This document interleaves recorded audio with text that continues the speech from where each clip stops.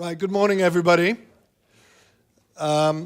This is a panel on a rather important issue, which is really about where does the European Union go from here? It's gone through turbulent times, and none as turbulent as recent years of the Eurozone crisis.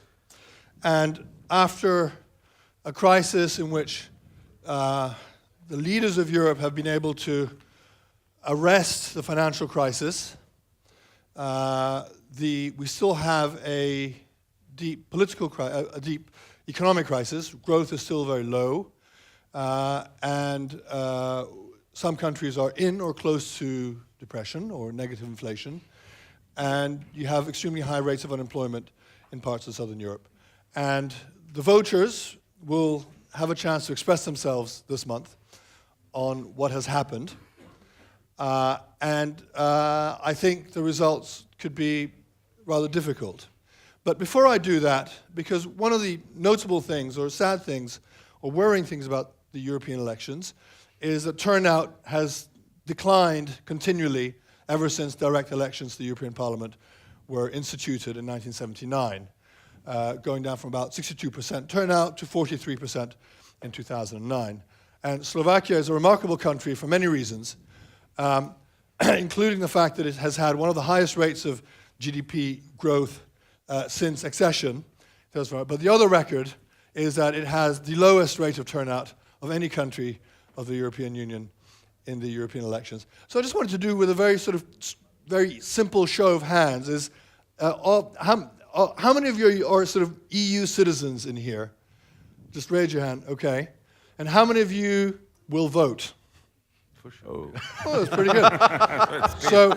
so you bucked the trend of Slovakia, which is good. How many of you can name all of the leading candidates for the President of the European Commission? I can do that. No problem. And how many of you have watched the debates between the candidates? Okay. Right, so evidently the direct debates between leading candidates have not set at least this house on fire. It is my great pleasure to introduce the panel to you. On my left, we have Heather Graby from many things she does, but this one is a director of the Open Society European Policy Institute in Brussels. Then we have Maroš Šefčovič, the Vice President and Commissioner for Interinstitutional Relations in Brussels, and a man who will be very much in demand as the results come in. And then we have Lubomir Zaorálek, I hope I pronounced that correctly. Right pronunciation. The Minister of Foreign Affairs of the Czech Republic. Yeah. And finally, there's Senator Mario Monti, the former Prime Minister of Italy, and now running the high-level group on own resources. Is that right? I'm sure we'll come to that too. I would like to ask Heather to start us off, which is to ask, 2 points really. Has the resort to leading candidates, or Spitzenkandidaten as we call it in the Brussels bubble, had an effect? Is it the answer to the democratic deficit, the perception of a democratic deficit in the European Union? And what should we expect when the results come in on May 25th? Well, I think we already have our answer from the survey just in this room of people who have to concern themselves with European politics and foreign policy. The problem is that the way that the whole thing has been put forward, this idea of having Spitzenkandidaten, has been that people will rally around a name that they know, and they'll go out and vote for a face that they recognize on election posters. But on how many election posters outside Luxembourg does Jean-Claude Juncker's face appear? Martin Schulz, how well is he known outside Germany? How might voters in Greece actually perceive him? Do they perceive him as a man who has a policy platform that they have read and understood, or do they perceive him as a German?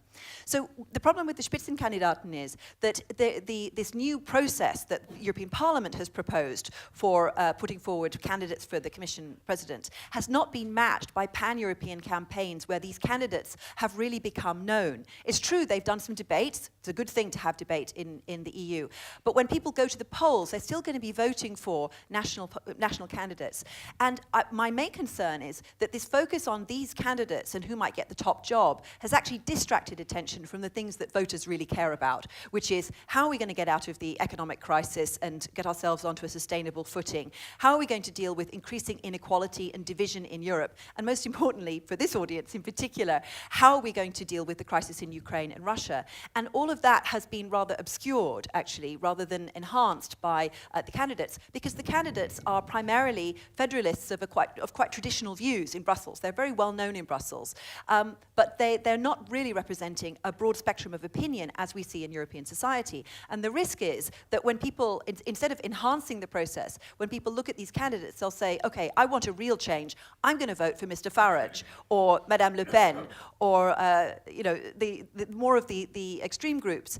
And the danger is that Europe is, instead of confronting the challenge that populism now poses to the European Union, and I think that challenge is really considerable, and it's not just for this election. I think it's with us here to stay. This is a fundamental shift in European politics that's happening now, where left and right is no longer the big division structuring politics in Europe. It's turning much more into the establishment and the anti-establishment, the anti-system.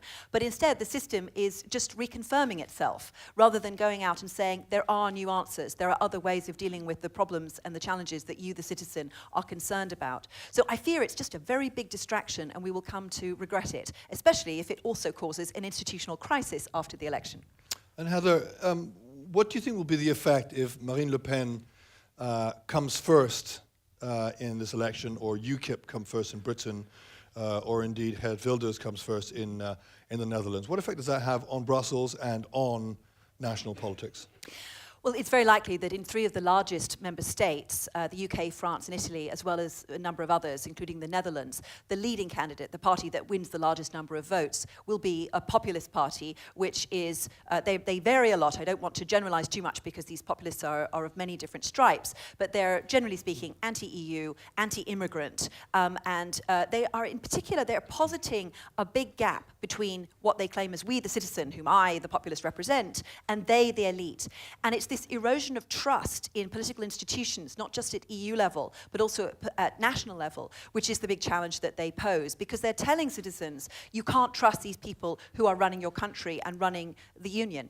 And that's a very big challenge for foreign policy as well. And I think, for GlobSec participants, this is especially relevant, because they're offering seemingly simple answers to very complex questions, like, for example, Russia and the ideology that Vladimir Putin is putting forward. And they're also making this claim that they, the elite, are not working in the interests of we, the people. And that makes it very difficult to sustain public support for foreign policy decisions, which are becoming more pressing and more difficult. For how long is it going to be possible for leaders in France and Britain and the Netherlands and Italy to say, trust me, I'm going to get us out of this problem, but you've got to stick with me, you, the public? It's very hard to do that when the populists are so big and when they're making these claims. Thank you. Commissioner, you are going to have to say the least, you will have a very rowdy parliament to deal with. And as Heather says, perhaps an institutional blockage in Brussels over the appointment of the next president of the Commission. The leading parties have said, we insist that we will have a Spitzenkandidat who will be president of the Commission. The posters that you see around Europe say, vote for who will run Europe, but the leaders think that they run Europe. And will insist, I think, on having their own candidate, possibly not one of the leading ones that have been on our television screens. How do you get around that potential stalemate? I think you're absolutely right that we'll have quite early and I think also a difficult start after the European Parliament election. Therefore, I think the idea of President of the European Council, Herman Van Rompuy, to consult the leaders early on to prevent some kind of sniping or political posturing immediately after the European Parliament elections, I think it's very important one. I think that it would be very much challenging from the political point of view, from the point of view how to combine the election results with the treaties, and of course with the new powers the European Parliament got, and I'm sure the European Parliament will do its utmost to exercise them.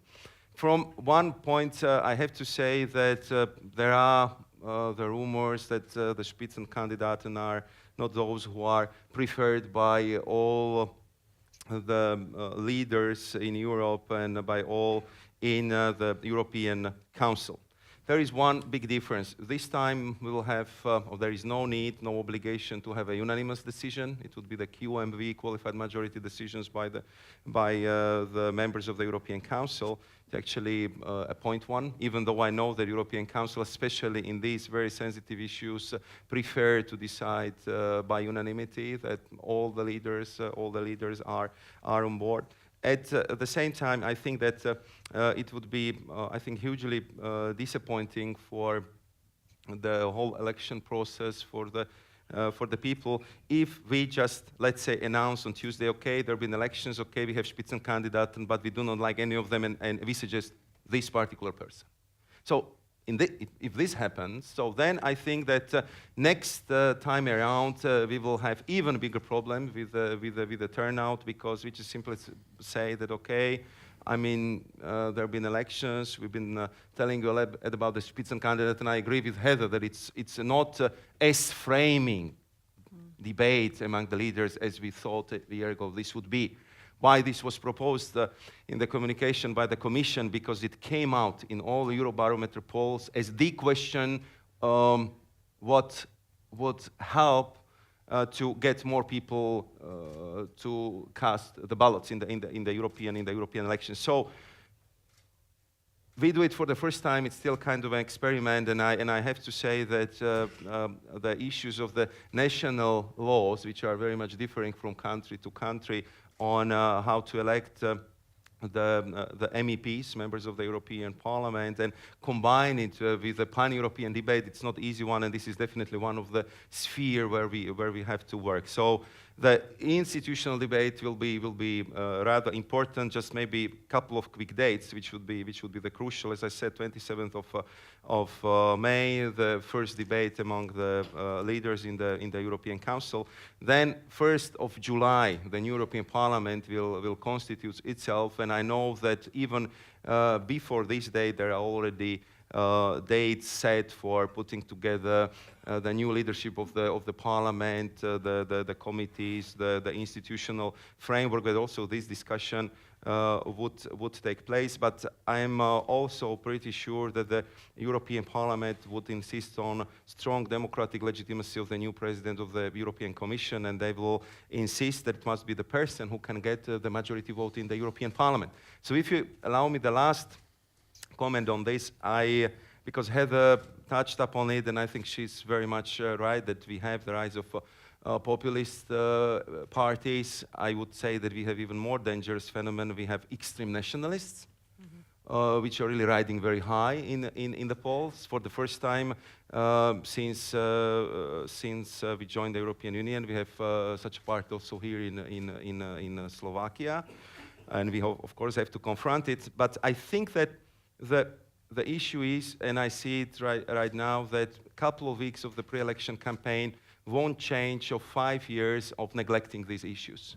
If we would simply, again, fall in the trap of nationalizing the successes and Brusselizing the European failures, then of course we can come again in 5 years and try to change everything in 4 or 5 weeks of the pre-election campaign, and simply it's not enough. So I think that also the new European Parliament will simply have to show that the major political forces can work together, that who are the pro-Europeans, who are the Eurosceptics, so also the people can distinguish a little bit better also in the next time. So who are the people who are for open, free Europe, Europe without border controls, Europe which is prospering, which is successful, and who are those who would like to put again immigration quotas, immigration issues, who are not hiding that actually they do not like particular race, or they do not like the people from the new member states, and things like that. So the choice would be really clear, because now I agree with Heather that very often it's blurred,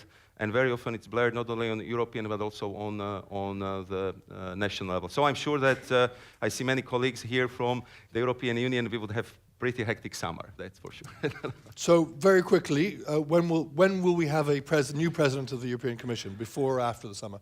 Of course, I would definitely prefer to have it before summer. I know there will be all the efforts deployed to have it before summer. I think that it would be possible only in the case when the European Council would respect the results of the European Parliament elections. If this not happens, then I think we would see rather extended periods of the big negotiations where we would need to look for the new balanced solution which would satisfy all the political forces also in the European Parliament, and it might take longer. And in that case, I'm afraid that we would have the new Commission's president, a new Commission with much delayed start, and we could easily speak about Christmas.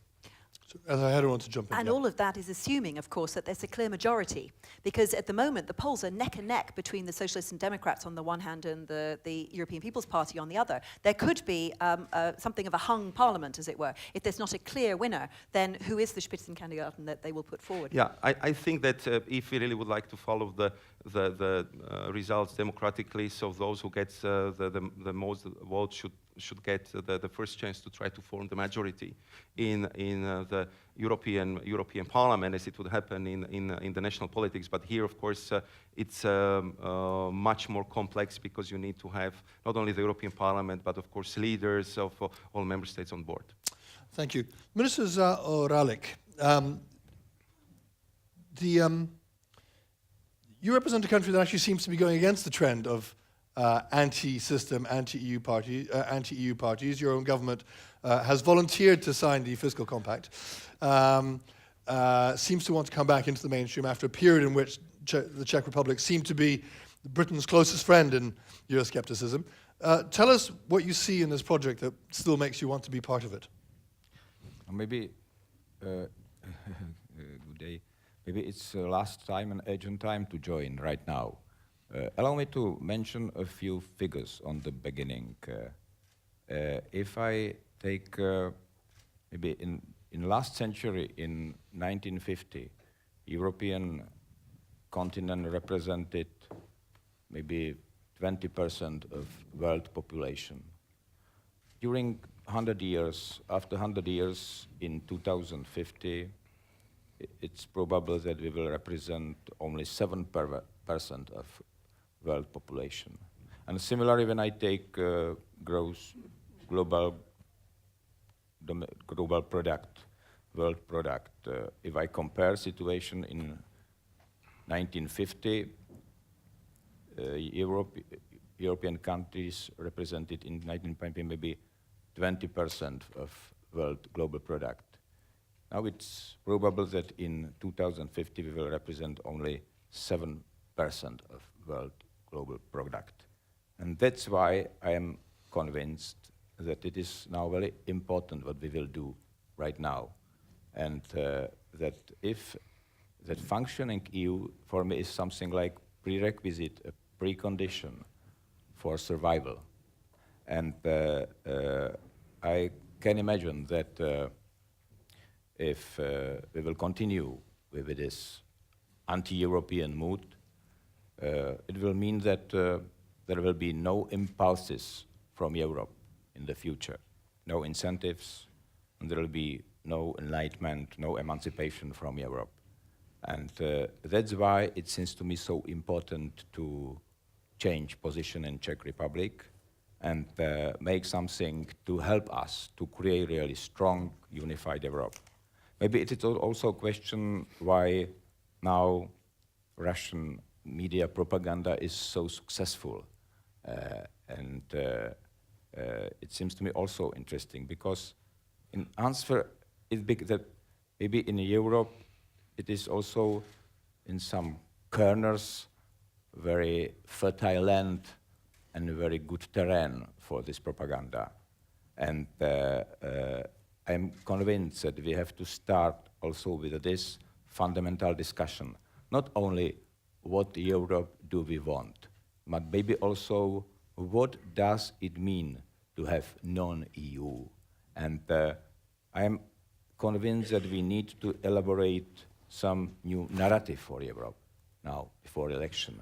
And maybe not. It is not so needed to have new narrative. Maybe we have to reinvent some old ones. I would like to give you an example. Maybe a few years ago, when I speak about peace in Europe, in Czech Republic, I had got some reactions that we know very well this socialist propaganda and this talks about peace and so. And you know, right now you can see that situation changed dramatically. And when we are facing this Ukrainian political crisis, we can say that this issue of peace came back to Europe and with all the urgency. It's not only about this political unity, it's also about the reaction and narrative for economical progress. Also this conviction that we have some model for prosperity. Also this model, as you know, there are questions about this certainty. And also we have to create narrative also for this field. And I'm convinced that we have to start about the social model of Europe. Because when I visited Maidan and Kiev a few months ago, I asked people, why are you so enthusiastic about Europe? And they told me, because in Europe you have rules and because you have solidarity, this ability to help one another.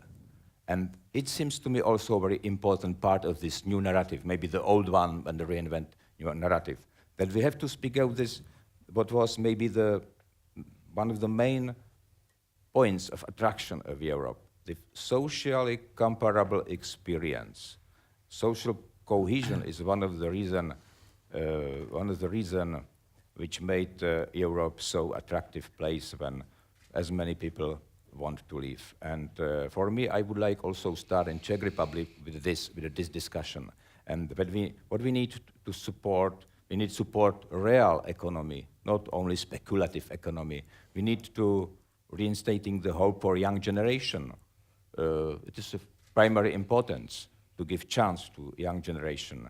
We help to growing gap between the poor and the rich. For me, it is also a very important theme now in Europe. And if we really want to attract people, to attract young, we have to start with these similar themes. And I am glad that now we have a new government in Czech Republic. We can start maybe to elaborate this new narrative for current European situation. And we are speaking about Spitzenkandidat and so, but I am convinced that we need also to put this fundamental question and this overlook and ability to be able to speak about this European story again. Maybe you can see it's naive, but for me it is prerequisite to find the way out of this crisis. And let me just ask you very, very quickly and briefly, if I may. Your government signed up to the fiscal compact. Why? You don't have to, but so why did you do it? And secondly, do you want to join the euro anytime soon? Yes. Yes, thank you. But for this question, and maybe we signed this compact because we are convinced that it's maybe good incentive for economical growth, because it's something like message that we are ready in Czech Republic to keep economy in stable shape, and also that we are ready to help Europe to create more credible terrain. And I'm convinced that fiscal compact was successful, that really fiscal compact is part of this strategy which was able to stabilize situation in Europe, that it seems to me it was a successful tool. And maybe it's maybe good idea to keep economy is some limits, maintenance, and because the fundament of this compact is structural deficit, it seems to me very rational for the future to change situation and to be able to face similar financial crises, which I feel sorry, but it could be that in a few years the whole situation could repeat. And maybe the main problem with this economic and financial, we have no tools, we have no instruments to manage it. And it is our responsibility to the people that we are ready, will be ready in future years, and we will be able to make something. Because maybe one of why people are turning their back to Europe, because of this disappointment, that when there will be tough times, when there will be economical crisis, Europe will be not able to help them. That's why I am supporting fiscal compact. And as a matter of common currency, you know that prerequisite is also to have some consensus in Czech Republic. And now in our coalition program, we have one article that we are ready to prepare Czech Republic. Maybe it's clear that it will take maybe it will be the matter of 5-6 years in our country, and we have no precise date. And in our coalition, we are not able to have consensus about this date. But I'm absolutely convinced that it is a must in Czech Republic to have more precise plans and to be able to put this date on the table in some years, and we will press on it. Thank you. Senator, your country, Italy, is sort of quickly falling out of love with Europe. I think the last Pew global research results suggested that Italians really are quite disillusioned with the European project, with the euro as well. Tell us what's happening there, and whether it's possible to turn it around, given what seems to be a sort of fragmentation of the old mainstream parties. Yes, but maybe I'm convinced that Czech Republic now it's maybe what is characteristic. We have no Eurosceptical parties in Czech Republic. My question was directed to Senator Monti. Yeah, I'm sorry, go on. Maybe, no. Apologize, Mr. Lehman. but maybe you know how to fix Italy. I feel so. Yeah, good. Yes, Italy is falling out of love with Europe, and this points to a very serious problem. Why? Because we normally say that people in different countries become more Eurosceptical, or they even hate Europe because national politicians play the Brussels bashing game and normally give to the European Union the responsibility of the hard measures at home. For some reason, Italy had a prime minister who, when the toughest measures had to be taken, committed never to play this game, maybe because he had been working for 10 years in the European Commission and wanted to preserve Europe from unjustified criticisms. So, out of metaphor, I never once, when I had to adopt very tough packages, said to the parliament or to the public opinion, we have to do this because Europe asks us to do so. I always motivated in the sense that we need to do this for the interest of our children and of our future generations. In spite of that, Italy is falling out of love with Europe. And Italy lends itself also to a couple of comments on the forms of populism, because we have been having populisms of different vintages, so to say, an almost classical populism in the form of the Northern League, a neoclassical populism brought about by Beppe Grillo, the Five Star Movement, but also the populistic transformation of traditionally pro-European parties. This is not exclusive to Italy, but there is one very notable and vocal case in Italy, the case of Forza Italia, headed substantively by Mr. Berlusconi. Forza Italia is one of the largest components of the European People's Party family, a traditionally pro-European family, which is morally and politically headed by Chancellor Merkel.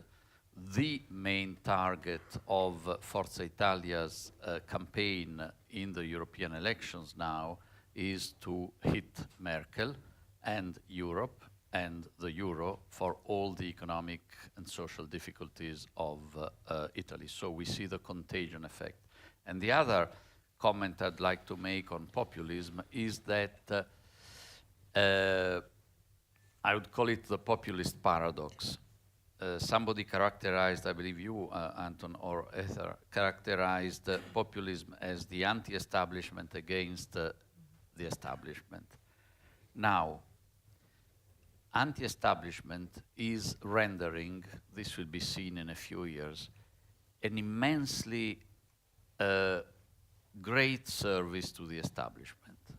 Take the Italian case. Grillo wants Italy to have a referendum on whether or not to stay in the euro, and of course he hopes that Italy will go out of the euro.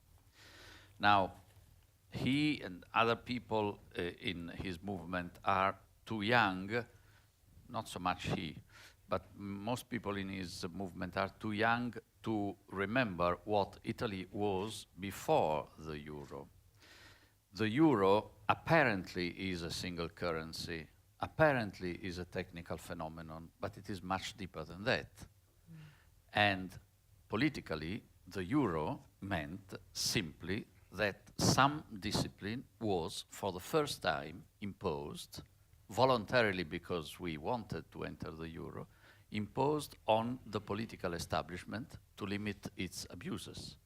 To limit its abuses, for example, in terms of having future generations pay and not current taxpayers, which would have been inconvenient for electoral purposes, pay the cost of satisfying any and every demand in society, so the huge budget deficit and debt, or for the first time, the political establishment with the euro and with the single market, state aid control was prevented to go on financing the clientele system in the companies held, controlled by the state.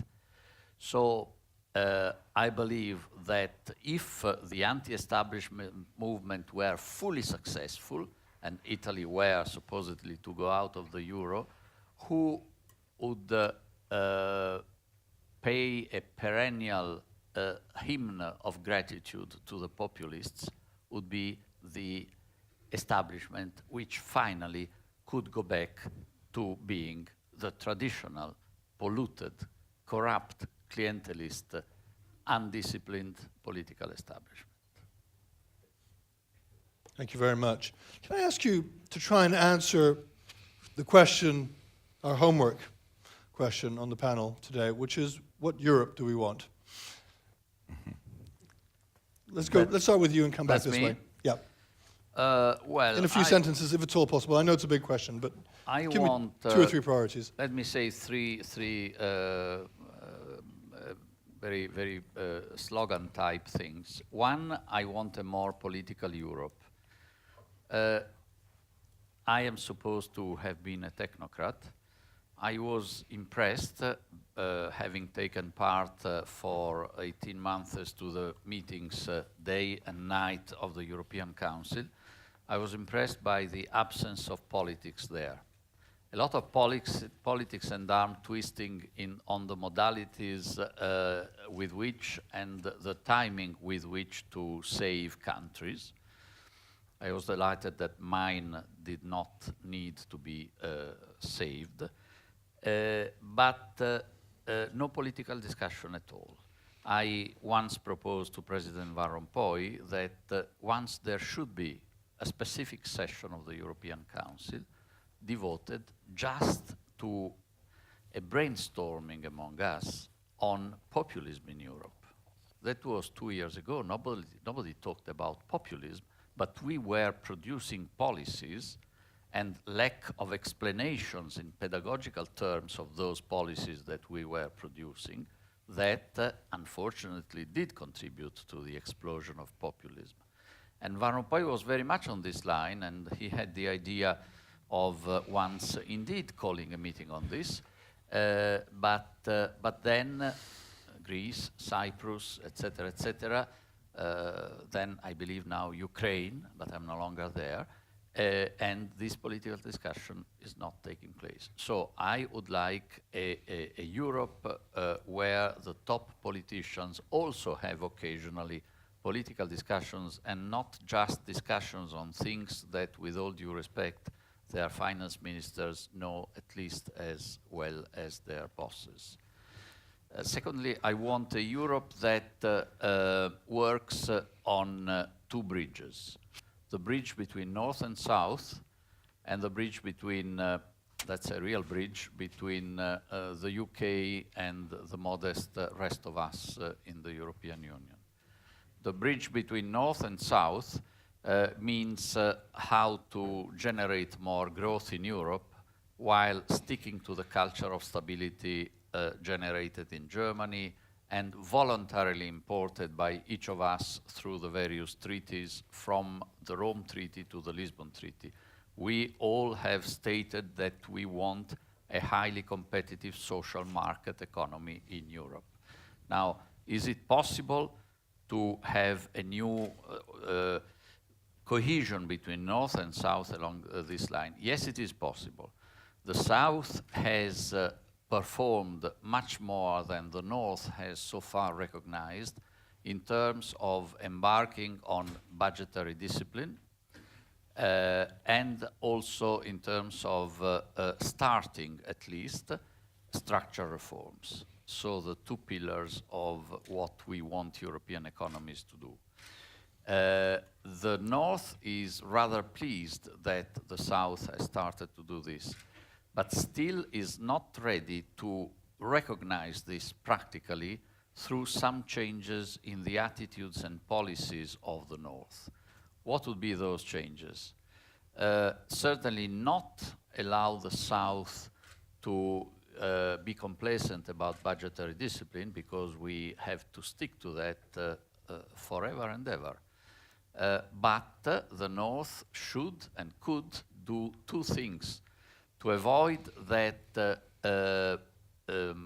fiscal consolidation and structural reforms erode themselves in terms of generating growth in southern countries, because this cannot be done in isolation. It is necessary that the whole policy framework of Europe is more conducive to growth. And this can be done, in my view, without revolutions in the established policy framework of Europe, but with a couple of changes. One, very important, which is beginning to take steam now that the euro is there. We no longer need to persuade every day Dutch or German savers that the euro is safe. Well, time has come to give a little more recognition to economic common sense and to realize that a public expenditure for investment of a certified, hyper-checked definition of investment is economically meaningful, is not the devil of Keynesian demand expansionism. It fits into also the German vision of economy, of the economics, which, as we know, is still a branch of moral philosophy for Germans. And public investment is, unfortunately, a German would say, a component of demand which stimulates the economy, but, big relief, it is something which is healthy and sound because it generates supply in the future. So a strong recognition of this public investment thing would be important, and the discussion yesterday at in this place among the 4 prime ministers of the Visegrad countries showed vividly and extremely well that we need to have a single market for energy, not just on paper, but on the ground, by way of adequate interconnectors, etc., which requires some money. And finally, of course, each of the countries in the north has also some homework to do to put their house in order, and Germany knows well that, as the Commission asks it to do, for example, a greater liberalization in the domestic services market would be helpful to German growth and to everybody else. And for the UK, maybe I keep this in reserve because Let's come back to it. I've spoken too long. Why don't we go to the audience? Hold your thoughts for a second. Oh, the minister wanted to say something. Yes, please. If I can also answer this, what kind of republic Okay, we yeah, want, yes. absolutely, okay, Maybe, because it's nice, there are these bridges, I can only agree. It's maybe part of my answer that I am deeply convinced that we need political Europe, maybe unified, strong, open Europe, but maybe on the beginning I would like to stress this political Europe, because I agree what was said here that political crisis here is not only about the crisis of political institution.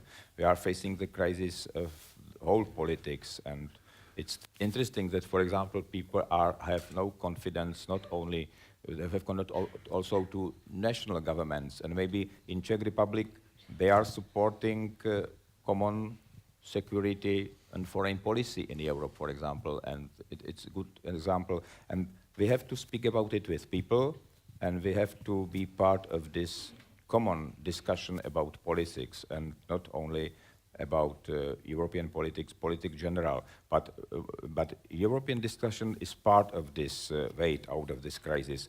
That's why I'm convinced that we need political Europe, and shortly we need Europe with a balanced institution. We need Europe Council providing political impulses and incentives. We need the Commission, which will be the guard of treaties. We need European Parliament and Councils as co-legislators. And what's also important that why we have to speak politically about Europe and need this European political discussion. I'm convinced that we need strong Europe. It is also the result of this political crisis in Ukraine. I would like to have strong, high representatives for the future, to have really strong representative of European institution. It's also part of this discussion. That's why I'm also supporting this idea of Spitzenkandidat. It's not only about Spitzenkandidat, but it is part of this European political discussion we have to start. And also I said they need strong Europe. I said that we need united Europe. And as was said by Mr. Monti, that Europe which will be able to connect South and the North.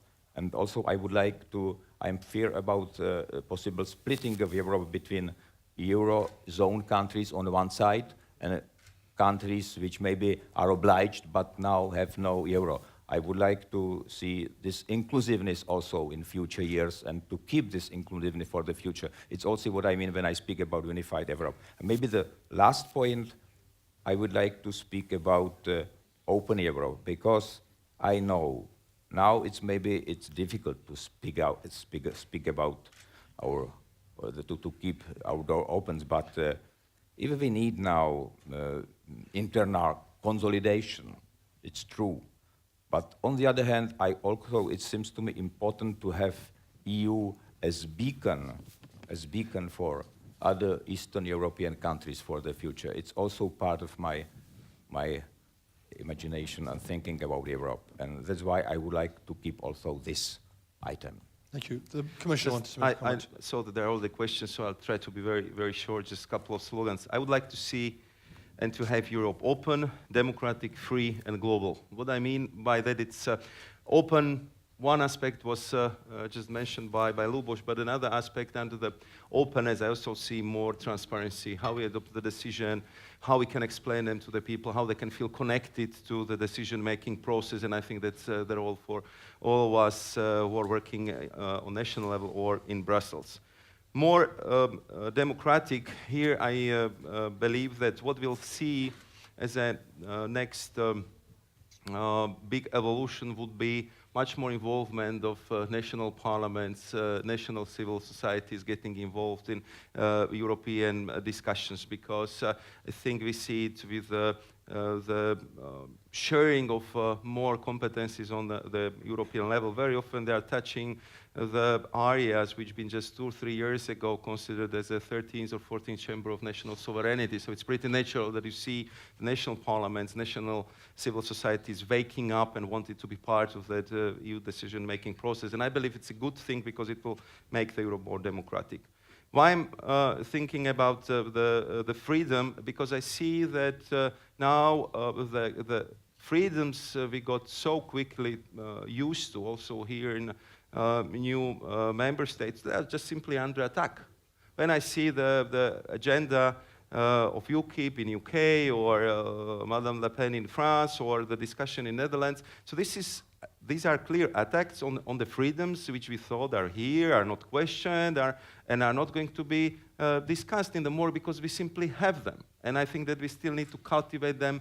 We will have to defend them, and I think it would be a big, big issue for the next 5 years, especially if the composition of the European Parliament will be different than what we see in the European Parliament right now. And global, why global?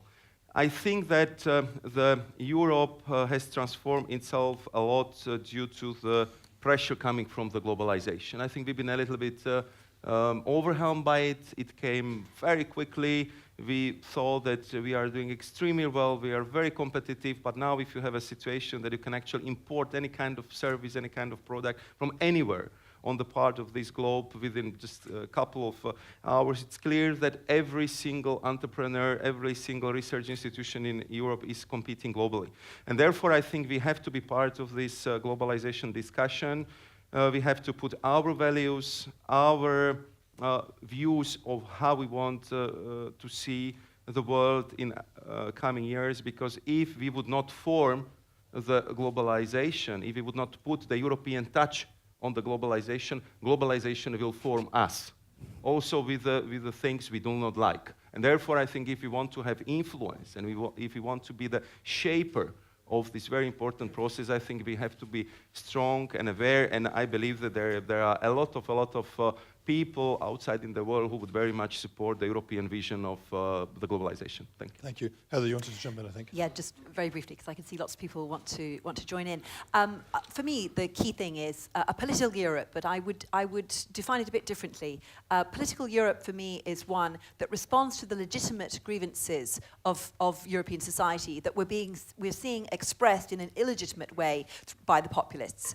Now, how can Europe, particularly the EU, respond to those legitimate grievances? Well, partly it's about getting the economy right, and particularly this question about, do Europeans feel that the EU helps them to manage globalization, or do they feel that it exposes them to vulnerabilities caused by globalization? So I agree with you that that's vital. But it's also vital that we have a Europe that nurtures open societies in which everybody gets to have their voice heard. It's not just those who shout the loudest because they're part of the majority population. There's a real risk that the populism in the European Parliament that's coming in now is going to lead to more tyranny of majorities, and the voices of the marginalized become unheard.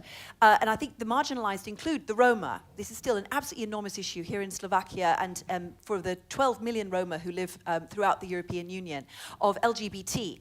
No surprise this morning, the news that there's now a Russian attack on Conchita Wurst. This is also part of European culture and part of having an open and pluralistic society. The voices of migrants. The migrants have been vilified in this European Parliament election campaign. There's now so much hate speech spread in national politics, and increasingly now at European level, as populists use the European Parliament as a giant YouTube channel for hate speech. You know, they make speeches vilifying the Roma, vilifying migrants to an empty chamber, and it looks as if nobody objects to it. So those are really important issues for the EU to take up too. And this is not just through the institutions, this also needs to be by politicians at national level. So I think it's absolutely right that national parliaments need to be involved, but we need to think very carefully about how to make that work, because the EU is now a very elaborate and quite delicate interinstitutional infrastructure, and the balance between the institutions can easily be upset. And my concern now is that the European Parliament, if it's dominated by demagogues and xenophobes, will change the terms of the debate also at national level, also through the contagion effect to mainstream parties. And it'll mean that instead of the EU being there as an infrastructure to resolve differences, it actually becomes a source of more differences. Maybe one short remark, because I would like to correct I very appreciate what you said about freedom as a fundament, and maybe only one sentence. We need Europe, not only as a directorate of big countries. What we need is very effective community methods. It is what seems to me also from my side very important. Thank you for this remarkable. Thank you very much. Thank you. Thank you very much indeed. There's a cluster of questions over there, and there were some here. If everybody asks brief questions, and everybody gives brief answers, we'll get through a lot of people, and I think I should make it more interesting. Please, go ahead. Thank you very much. My name is Alain Deletro, and I am from this Spanish think tank, FRIDE. I was quite impressed by the debate on populism, and Heather just now came out with the question of the legitimacy, how easy it has been now for the populists to push the other parties into a corner. And I have a question specifically to Senator Monti. The way our governments had dealt with the economic crisis of 2008 and what came afterwards has made, in my views, the speeches for populists very easy, because what we've seen back then was a kind of worldwide hold-up of taxpayers' money, and with, in my views, a rather weak response to this new kind of capitalism that citizens see, and they see that in the fragility of their job. So if you could elaborate a little bit how you could, as a politician, answer to populists on these specific issues and reassure the middle class in Europe about what the EU can do, but we all understand it's a world problem, it's not only a European problem. Thank you. Great, thank you. If you can pass the microphone to somebody behind you. Yep. Thank you very much. My name is Christian Schweiger. I'm from the School of Government International Affairs at Durham University, United Kingdom. My question is very linked to my previous speaker. Mario Monti highlighted very importantly, I think, the need for political discussions in the European Union.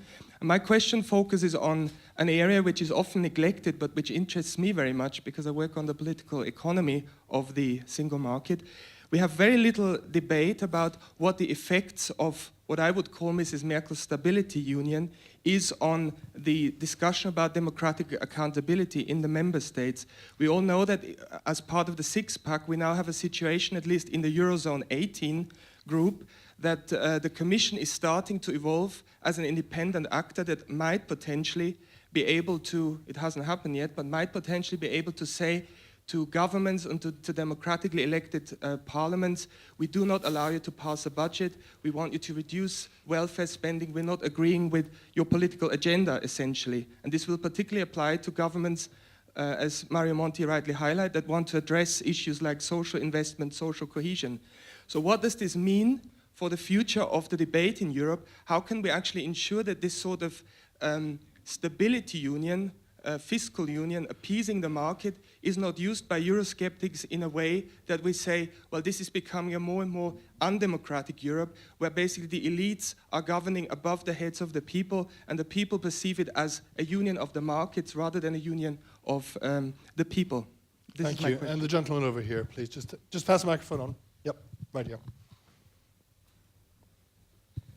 Ayman Mhanna from Lebanon.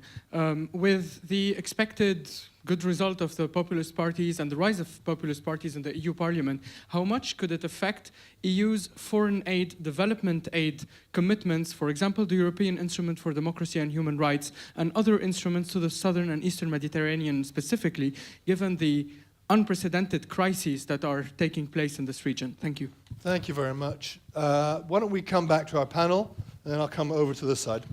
You had a couple of questions to you on this whole question of the Commission. Maybe Madam Secretary wants to answer this. You vote for a government, and you still get the same austerity policy. Yes. Well,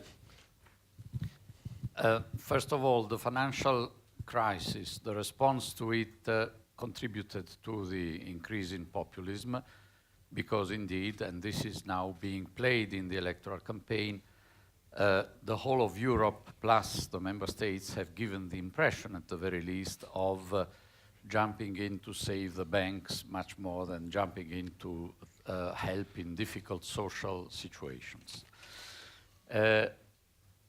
This is in part a problem of explanation. And in my view, virtually all the questions legitimately raised by populists, as I think somebody said, Heather maybe, they are normally more than legitimate questions. They hit real problems, except that the populist recipe to tackle the problem is a simplistic one. And it's not the fault of populism. It is the fault of us, the establishment and the media, because we have generated a context for the public debate in which any idea longer than 30 seconds is not worth, because it cannot be tradable in the market for public pedagogy. So we need spots, and the contentions of the populists are perfect spot. The populists believe that they are able to also provide the response in spots. So there are problems of life with immigrants just close the frontiers. Whereas and it's normal that the concept most hardly hit by populism is integration, which is, we know from history, from economic history, the response to complex issues, but it is complex, inevitably. There is no way around that. So the financial crisis is a case in point. I believe that it would have not been very helpful to the populations if government had not rescued the banks, because the whole context of the economy would have suffered even more. But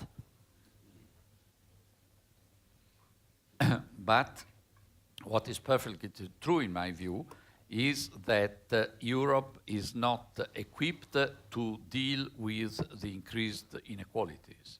And here is a problem that the person who is a political economy student of the single market will have perfect familiarity with. We have constructed a system whereby Europe, the European level, is seen by citizens as bringing the market dimension, the competition dimension, the reform dimension, i.e. the hard stuff, the unpleasant stuff.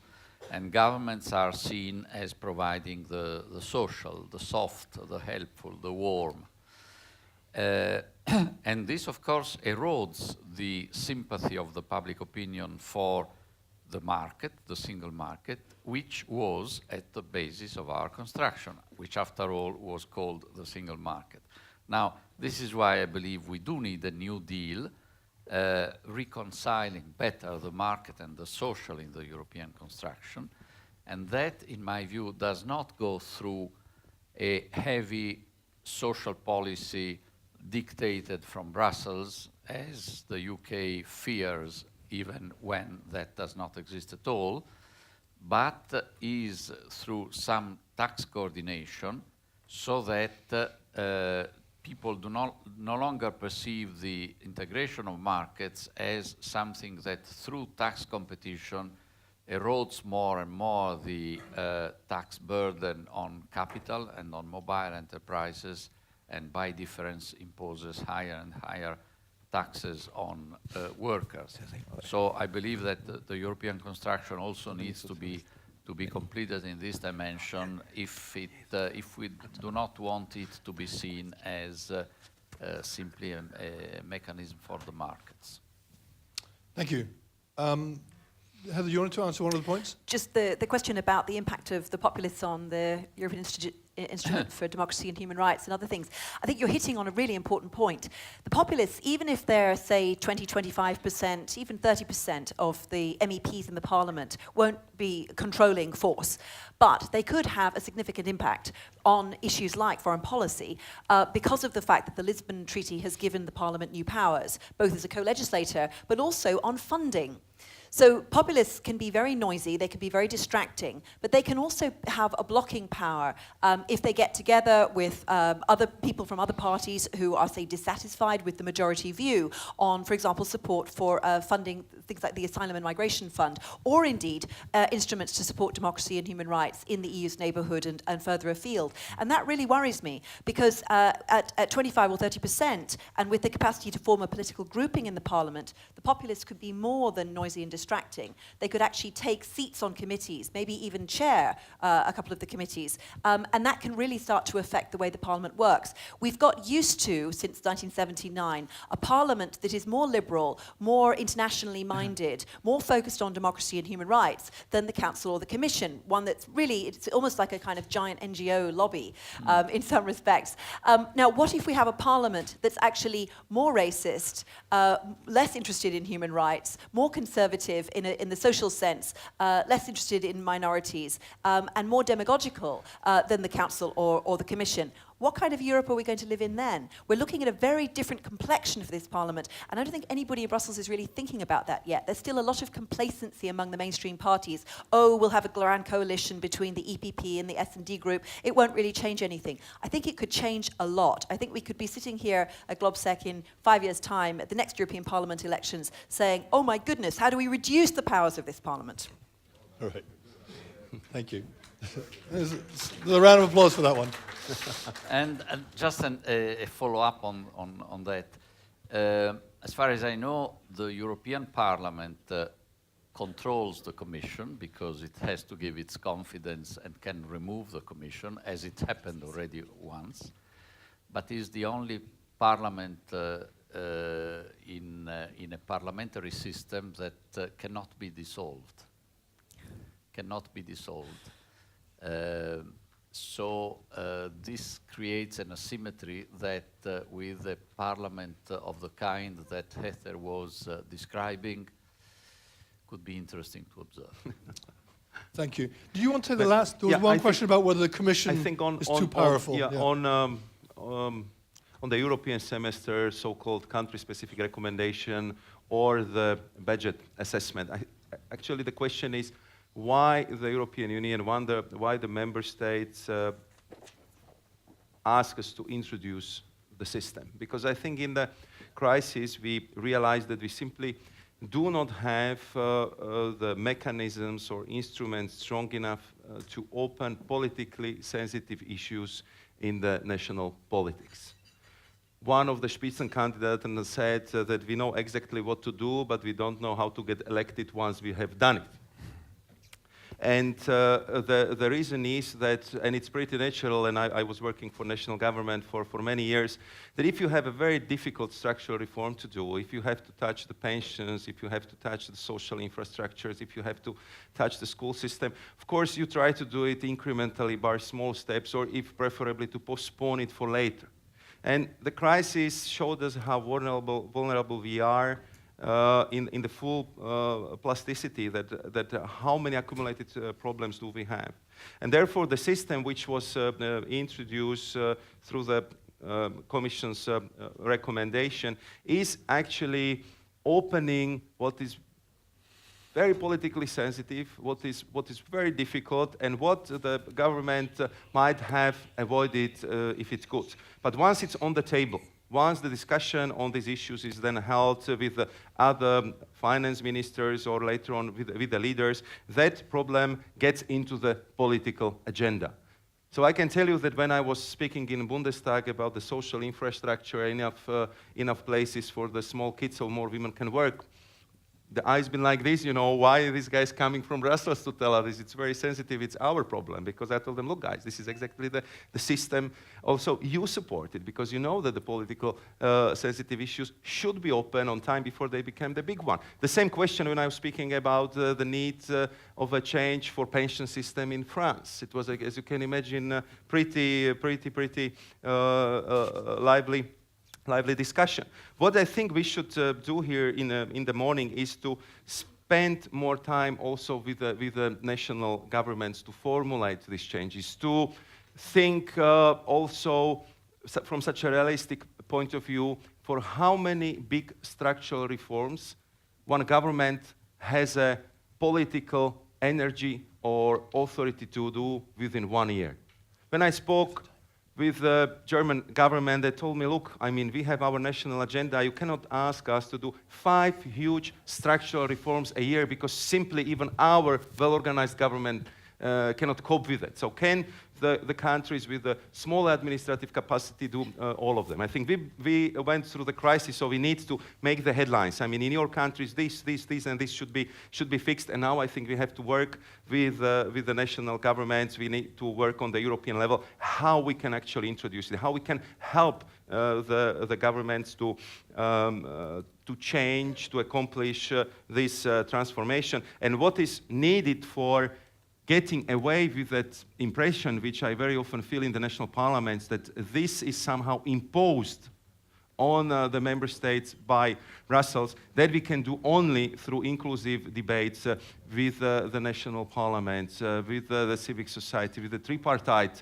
parties in the member state, and that would require much more political commission in the future, because you must have the commissioners ready to go to this meeting to explain why we suggest this, why we suggest that, and that result of this political debate should be then something which would be co-owned, that it would not be perceived like this is coming from Brussels, they want us to do something. No, it must be a process which would be really co-owned, where will be this common ownership. Otherwise, I think, let's be realistic, we will suggest very good things, but they will stay on the paper. They will not be implemented in the member states, and the whole system would get weakened again. Thank you very much. There were lots of questions on this side. I urge you to be brief. Yes, sir. Okay. Yeah. Alan Riley, City University, London. I just want to come back to what Heather was saying. I think there's incredible complacency in Brussels about what may happen with a radical nationalist group, a large group in the parliament. The idea we will simply have a coalition and it's business as usual, I think it's very, very problematic to say you're going to be able to do that. And the question I'm going to ask is actually about legitimacy and the legitimacy of the European Parliament. Traditionally, there's always been problems with legitimacy for a whole host of reasons, simply the falling level of voter turnout in European elections since '79. Can I ask you to ask your question, okay, please? my question is simply this. What happens if you have, day after day, week after week, disruption, interference in the legislative process, in the scrutiny process? You have on top of that, you have the YouTube clips of violent radical nationalists making their points week after week to the legitimacy of the Parliament, to the operation of the institutions, and indeed to the image of the European Union internally within the EU and externally to the wider world. Thank you. How will Europe cope with that? That's my question. Okay, we got it. Yep. Thank you. Yes, my name is Ian Anthony from SIPRI in Stockholm. I was wondering, Mr. Monti, if you would elaborate a bit on the final remark you made in one of your earlier observations related to the idea of a common approach to energy. It seems to me this is a very convincing idea, and that the European Union has partly been built through big ideas and big projects. But how to operationalize this idea in the present conditions? How would you launch a big project like that, which could be interesting enough to transcend the sort of national political debates in the present conditions? Can you launch a big idea, or does it need to be something more piecemeal? And a second part to that, is it an idea which would have to be confined to the internal EU discussion, or could an idea like that also accommodate partners from outside the European Union? Thank you. There was one down here. Ano. Thank you, Julian Lindley, French. I'm worried about the language. It's a wonderful, comfortable, elite discussion you people are having. I see myself as one of the loyal opposition, but I suppose in your terms I'm a populist, because I'm a citizen concerned about the European project, about the accountability to people. I can tell you this, in my hometown of Sheffield, you live on a different planet. As the European project deepens, as it must, how are you going to address the fundamental concerns of democratic legitimacy, accountability of power to ordinary people, not just in Sheffield, but across the EU? And if we express those concerns, we are not the populists that you so easily dismiss. Thank you. And there was one. There's a man over there. I'm sorry. Yep. Okay, just really quickly, and then. Very quickly, one very quick remark. In the Netherlands, the biggest winner is a Euro-positive party. According to the polls, I'm very sorry, Mr. Grab, but that's something that you got wrong. The other question is, what institutionally would you do? There is the perception that Europe is dealing with a lot of things that you shouldn't deal with. that it should concern it with the larger issues. What are the views of the panel on that? Thank you. Thank you. And then there was a gentleman here and a lady in the middle. David Cadier, lecturer at the London School of Economics. Following up on the comments on Europe as a global actor, my question is the following. How can Europe turn power into influence? There seems to be something about Europe so that a long, eminently technical document called the Association Agreement opened up a political revolution in Ukraine and actually made people feel threatened in Moscow so that they resorted to arm twisting on other neighbors so that they don't engage in this process. Yet, Ukraine doesn't look like what Europe would want it to look like, and not according to its values and interests right now. So again, how can Europe turn power into influence? Thank you. Just pass it down the line to the lady there.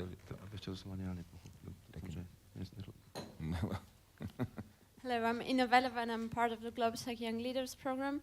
So I have a question to Senator Monti. To what extent can we count on popular support when it comes to the establishment of such a single energy market? And what can national governments and EU bodies actually undertake in order to prevent corporate greed and diverting trade interests from sabotaging the foundations of the establishment of a European Energy Union? Thank you very much. Okay, thank you. There's one last question from the lady over there, and that's all we're going to have time for. And I'll just go run down the panel, pick out the questions that you think are most relevant to you, because we won't be able to everyone answer every question. Yeah, please. Koriza from Georgia, from State Minister's Office for European and Euro-Atlantic So can you Integration. speak up? We can't hear you. My question is the following. I mean, we've focused much on the institutional sort of internal workings of EU, but I think we all understand that the stability and security in the EU is intrinsically linked to the stability of its neighborhood, and especially against the background of the recent events in Ukraine. And when we talk about the what kind of EU we want to see in the future, I think a lot of people, at least in my part of the world, would like to see Europe, which is less reactive and more proactive and bolder, more bold on the international arena and in the neighborhood. And I would like you to reflect a little bit on that, what you think about this issue. Thank you. Okay, thank you very, very much. Let's just run down the panel this way again. Hello. Okay, thanks. So there was a question particularly about the impact of the new parliament on the legitimacy of the EU, also to the outside world, as well as to its own citizens, which we haven't discussed so much. But it's true, this is really vital, because the European Parliament is taken much more seriously outside the EU than it is inside the EU. Because when you have joint parliamentary delegations that go to, for example, Macedonia or to Azerbaijan, or parliamentarians, as recently happened, MEPs who went to Azerbaijan and declared the elections there to be free and fair, despite the fact that ODIHR had said that they weren't, this has an impact because they are seen as representatives of the EU, even if those MEPs were not necessarily sanctioned by the rest of the EU. It also affects the human rights dialogues because the EU is seen as hypocritical. If you have hate speech and racist slogans within the EU against Muslims, for example, and then EU representatives turn up to have a human rights dialogue with a Muslim country. So of course it has an impact on foreign policy. The Euro crisis has already damaged the EU's image in the world. It's no longer the haven of prosperity, stability, security that it used to be seen as. It would be even more dangerous if it's seen as an increasingly intolerant society that wants to be more and more focused on traditional values of various kinds, not all of which are shared by the population. So my concern is that mainstream politicians actually need to respond. I think the point about accountability that Julian raised, hello? The point about accountability that you raised on behalf of the people of Yorkshire, the point about accountability you raised is very much one for national politicians to take up, because the big change from the Euro crisis is that now the people who really have the power in the EU, and it's very plain for everybody to see, is the European Council. It's the prime ministers and presidents who have taken these mammoth decisions. They're the ones who have to go out and defend them. They're the ones who have to get involved in the European Parliament election campaigns. And the reason why populists are doing so well, including in Yorkshire, is because Labour, the Conservatives, the Lib Dems are spending very little money and spending very little time on these elections. They're much more focused on national elections across the EU. Mainstream parties are not that much engaged in the European Parliament elections, which is why, with a low turnout anyway, the populists will do so well, disproportionately so, much more so than they would do in national level. So I think the key to regaining accountability at EU level is the issue of transparency, as Maros said, but it's also about making sure that national politicians nations are accountable for the decisions they take, often by unanimity, in the European Council. But we still have 28 different press conferences after the European Council, 29, including Herman van Rompuy, where everybody goes and gives their own interpretation.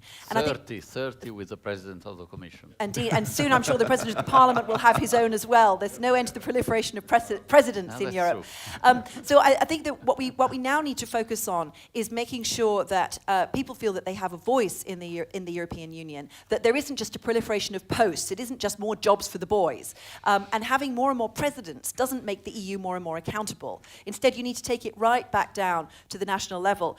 So national parliaments, yes, they have a role to play, but the EU also just needs to actually have a debate about values in which there is a much more widespread participation. You can't just leave the discussion about values, about migrants and Roma and LGBT, to the populists. That's the most dangerous thing of all to do. So I just say to all the mainstream politicians, get in there into the debate. Thank you. No, I haven't. I can give you a paper on populism. But I'm not. It's not a blanket term. Okay, Commissioner, there was a specific point about whether the EU does too many little things and not enough of the big things. I thank very much our gentleman from Netherlands pointing out the last election results, and I very much agree with him. And I just want to point out what I consider so far the best promotion of the EU I have seen in Netherlands. It was just the small YouTube's videos before the last elections, where it was actually the businessman telling to the members of the business association, thanks to the EU, each Dutch citizen gains 2,000 euros per year, and this is certified by Bureau of Statistics. It was young people. Thanks to the EU, that many thousand of us studied abroad, and we had that many foreign students studying in the Netherlands. The Association of Farmers, who was explaining how important the EU is for them. So this was the voice of the people coming from them, telling the concrete stories, and I think this was very, very important for the election results, and I hope that the same will happen this time around. Concerning what we should do, don't we do too much sometimes? Yes, we do. So I think that we have to be much braver in the EU, in the Commission, and also to say no sometimes. Because if I look, for example, are we equipped for running space programs like Galileo?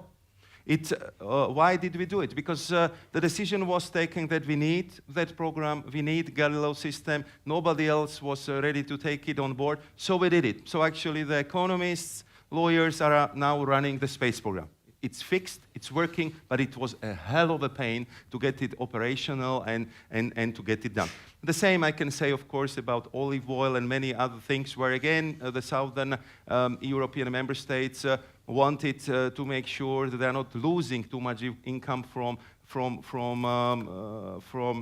selling the olive oil and having it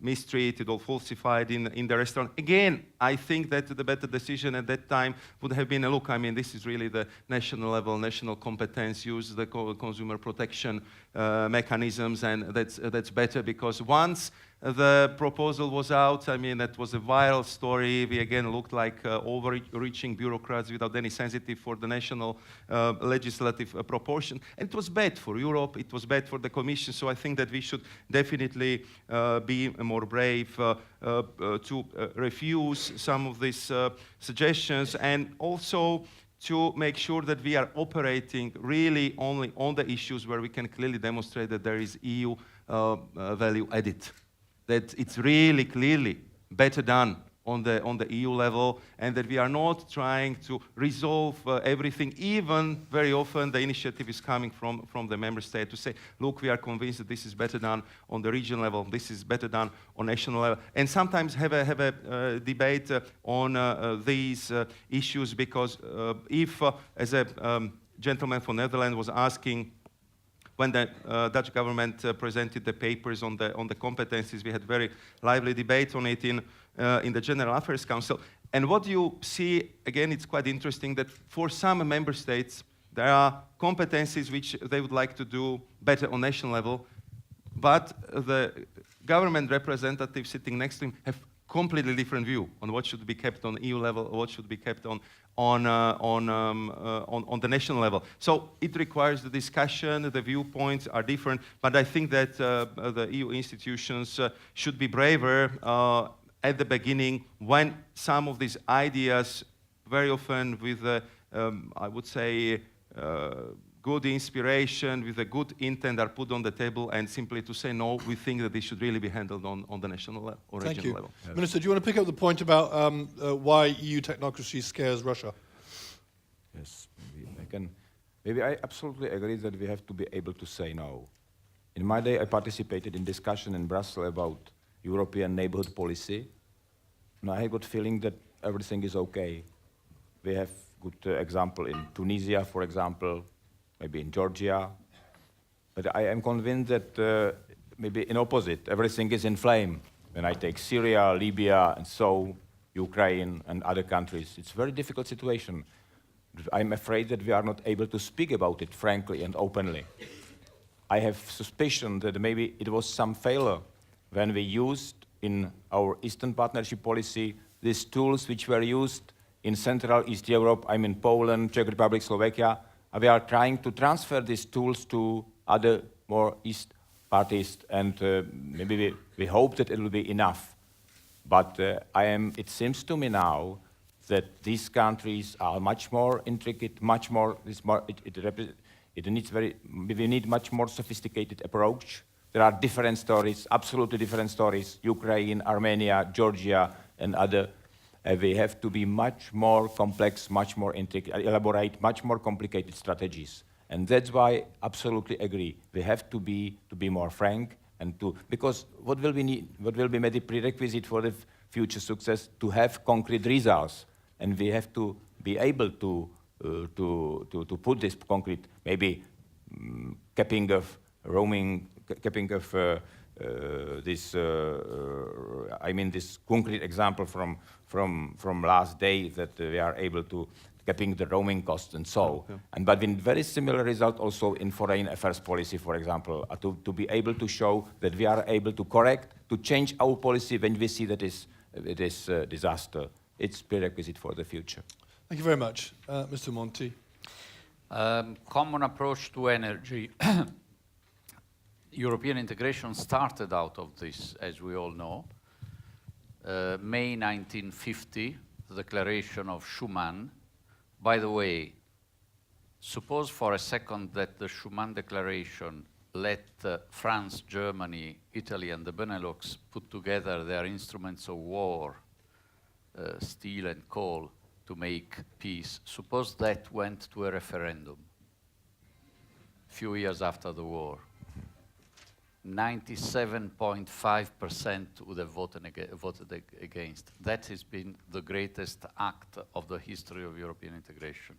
So democratic legitimacy and accountability are fantastically important things, but they are not the only things through which things are done for the good of mankind. The European coal and steel community was born out of that, and the energy policy has been reinforced a bit in the Lisbon Treaty, and now just recently Donald Tusk, the Polish Prime Minister, has put forward ideas. I believe this is something where Europe needs to develop, and it is at the same time a measure for domestic economic policy and expansion and growth, for the benefit of consumers, for the reduction of prices, and an important instruments of foreign policy.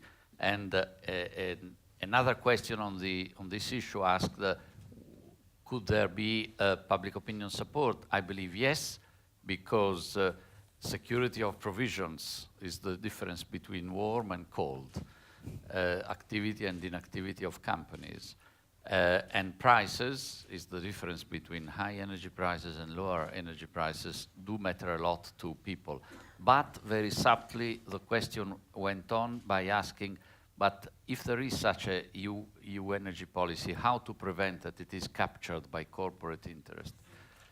We are lucky because the one area where our founding fathers provided the European Union with the strongest instruments to intervene, to control corporate interest, is competition policy, which would be much weaker if it were just in the hands of national authorities. It is, for the key decisions, in the hands of the Commission, and this is really one of the strong weapons in stock and often used. I agree very much. I will not elaborate on the point the EU is doing too many things. It should focus on core business. Totally agree on that. Let me end with a note on democratic legitimacy, political accountability. I have a minority view here, which we presented with Sylvie Goulard in a book, Démocratie en Europe, published 2 years ago. We see a huge problem with politics in Europe, except that we believe that the greater part of that problem resides at the national level. And the major dysfunctionalities, lacks of accountability, of efficiencies, of legitimacies are in national politics. And I believe, we believe that it is a very bad idea, very popular in Brussels, to say, well, European citizens are not excited enough about politics at the EU level. They're not passionate enough. And of course, this is because there is not the confrontational attitude that animates national politics. Let's create at the EU level just something that resembles as much as possible to national politics. But are we serious? Do we not realize that many of the problems that afflict today European citizens are generated by national politics? Do we want to imitate the level that works even less well than the European level? Let's pause and reflect about this. And there were two specific questionnaires about the democratic legitimacy and political accountability. Are we sure that in the countries we come from, I believe it was the UK and France respectively, there is more democratic accountability? Westminster is a place where we genuflect. But is there, before a member of the cabinet takes office, any parliamentary scrutiny of that member by Parliament, which is used very incisively by the European Parliament, and no commissioner can take office unless that goes positively through, and a growing, and just see this time round what may happen there. Okay, one could say, after all, I hadn't thought of this, but ministers are normally members of Parliament. They may, it's true that normally ministers in the UK and France are members of Parliament, but if so, they've been elected to represent a certain constituency, not to be Minister of Defense or Chancellor of the Exchequer. What check of competence and of legitimacy has been performed on them? And by the way, it's not always the case that ministers are members of Parliament. In France, a distinguished, even much more than minister. Of course, Christine Lagarde was a distinguished minister and never a member of Parliament. Dominique de Villepin was prime minister and never elected to anything. And what is the degree of democratic accountability of the President of the French Republic? It's true that in the UK too, there can be ministers not members of Parliament, and their democratic legitimacy is bestowed upon them by making them lords. And in the Strasbourg-Brussels relationship, as I mentioned earlier, one commission, the Santer Commission, was simply dismissed by the European Parliament. So there is so much more to do to improve politics at the European Union level. But let's start from zero, or from where we are now, Please not from -20, -50, which is the level we believe, uninformed as we are, that political Europe is now. Thank you very, very much.